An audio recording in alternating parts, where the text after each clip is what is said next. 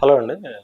Actually ఇక్కడికి మా బాబుకి కొంచెం హెల్త్ ఇష్యూ వస్తే హాస్పిటల్‌కి తీసుకొచ్చాం. ట్రీట్మెంట్ రేంజ్ హాస్పిటల్‌కి. కొంచెం బాబు బాగా సడెన్‌గా సిక్ అయితే ఎమర్జెన్సీ కేర్‌లో తీసుకొచ్చాం.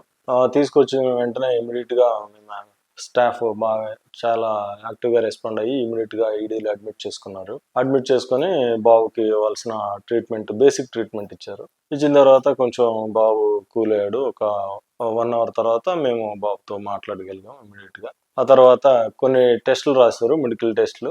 అలాగే కొన్ని బ్లడ్ టెస్టులు రాశారు.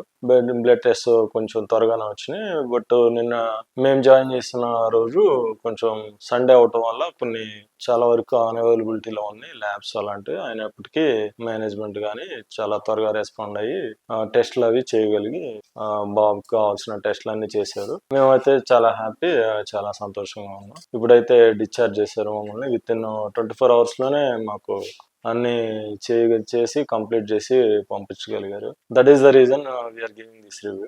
We are happy. So I suggest this is one of the best hospitals for emergency care.